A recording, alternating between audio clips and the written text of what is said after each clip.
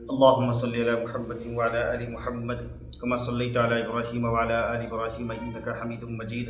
اللهم بارك على محمد وعلى آل محمد كما باركت على إبراهيم وعلى آل إبراهيم إنك حميد مجيد. میرے بھائیوں اور دوستوں اور میرے عزیز ساتھیوں، آج کی حدیث ہے فضائل رمضان.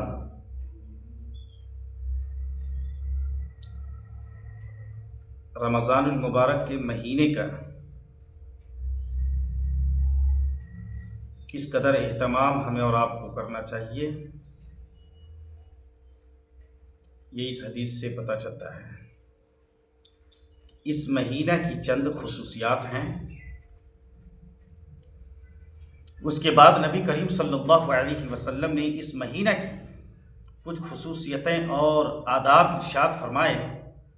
اولاً یہ کہ یہ صبر کا مہینہ ہے، یعنی اگر روزہ وغیرہ میں کچھ خصوصیتیں، روزہ وغیرہ میں کچھ تکلیف ہو تو اسے ذوق شوق سے برداشت کرنا چاہیے. یہ نہیں کہ مار دھاڑ ہو.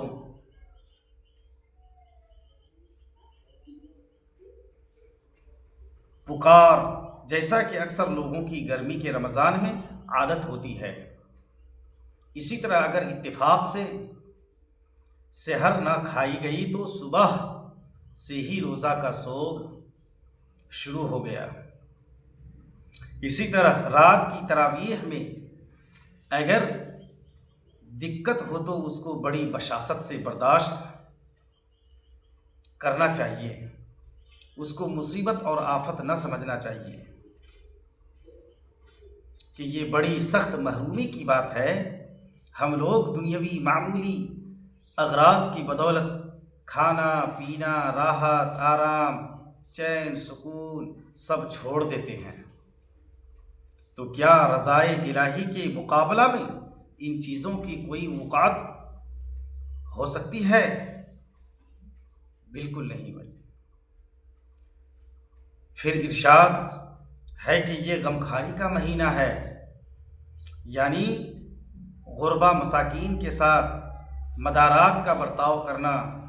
اگر 10 چیزیں اپنی افطار کے لیے تیار کی ہیں تو 2-4 چیزیں غربا مساکین کے لیے بھی کم از کم ہونی چاہیے.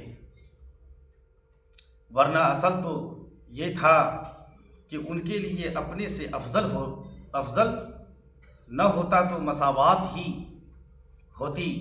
غرض جس قدر بھی ہمت ہو سکے اپنے افطار و سحر کے کھانے میں غربا کا حصہ بھی ضرور لگانا چاہیے. صحابہ کرام رضی اللہ تعالیٰ عنہم اجمعین امت کے لیے عملی نمونہ اور دین کے ہر جزو کو اس قدر واضح طور پر عمل فرما کر دکھلا گئے کہ اب ہر نیک کام کے لیے ان کی شاہراہ عمل کھلی ہوئی ہے. ایثار و غمخواری کے باب میں ان حضرات کا اتباع بھی دل گردہ والے کا کام ہے. سینکڑوں ہزاروں واقعات ہیں جن کو دیکھ کر بجز حیرت کے کچھ نہیں کہا جا سکتا.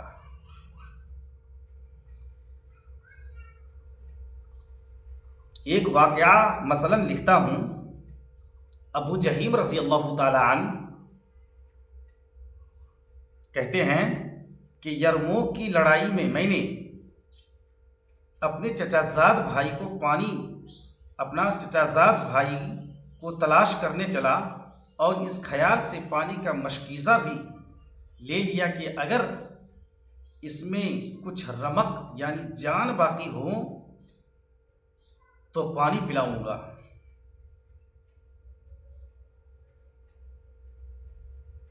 اور ہاتھ منہ دھو دوں گا. وہ اتفاق سے پڑے ہوئے ملے. میں نے ان سے پانی کو پوچھا. انہوں نے اشارہ سے مانگا کہ اتنے میں برابر سے دوسرے زخمی نے آہ کی.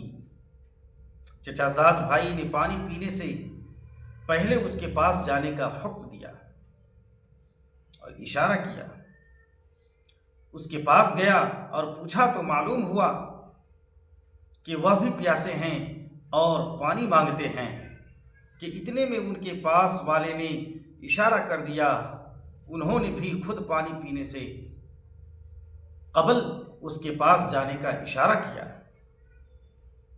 اتنے میں وہاں تک پہنچا تو ان کی روح پرواز کر چکی تھی۔ واپس دوسرے صاحب کے پاس پہنچا تو وہ بھی ختم ہو چکے تھے۔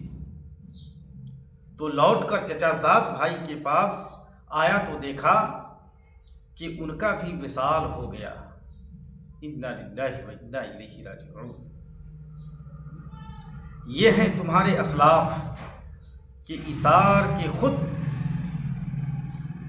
پیاسے جان دے دی اور اجنبی بھائی سے پہلے پانی پینا گوارا نہ کیا۔ رضی اللہ عنہم ورضوا عنہ۔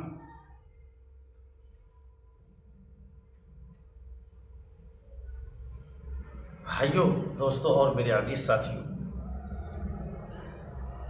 یہ ہے ایثار اور ہمدردی صحابہ نے اپنے اندر پیدا کیا تھا کہ جان دے دیا مگر اپنے بھائی سے پہلے پانی پینا گوارا نہیں کیا۔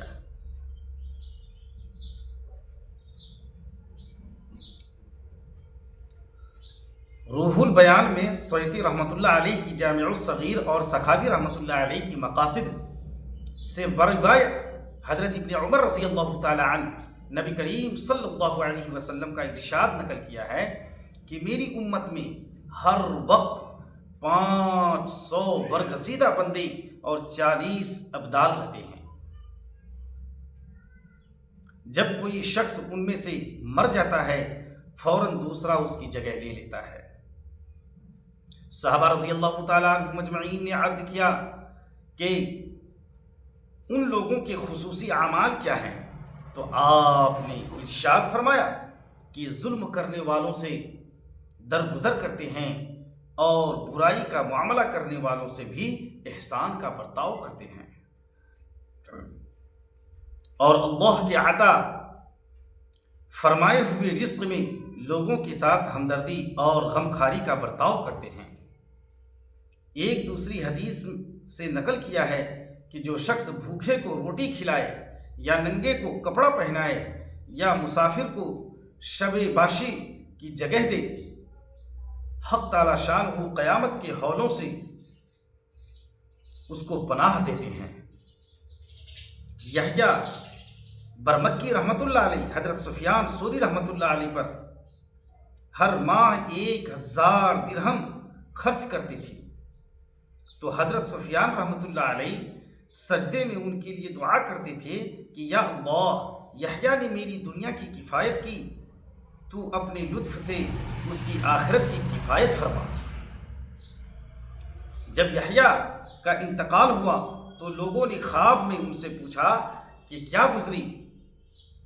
انہوں نے کہا کہ سفیان رحمۃ اللہ علیہ کی دعا کی بدولت مغفرت ہوئی۔ اللہ۔ اس کے بعد حضور صلی اللہ علیہ وسلم نے روزہ افطار کرانے کی فضیلت ارشاد فرمائی۔ ایک اور روایت میں آیا ہے کہ جو شخص حلال کمائی سے رمضان میں روزہ افطار کرائے، اس پر رمضان کی راتوں میں فرشتے رحمت بھیجتے ہیں اور شب قدر میں جبرائیل علیہ السلام اس سے مصافحہ کرتے ہیں، اور جس سے حضرت جبرائیل علیہ السلام مصافحہ کرتے ہیں اس کی علامت یہ ہے کہ اس کے دل میں رقت پیدا ہوتی ہے اور آنکھوں سے آنسو بہتے ہیں۔ حماد بن سلمہ رضی اللہ تعالی رحمۃ اللہ علیہ ایک مشہور محدث ہیں، روزانہ 50 آدمیوں کی روزہ افطار کرانے کا اہتمام کرتے ہیں، افطار کرانے کا اہتمام کرتے تھے۔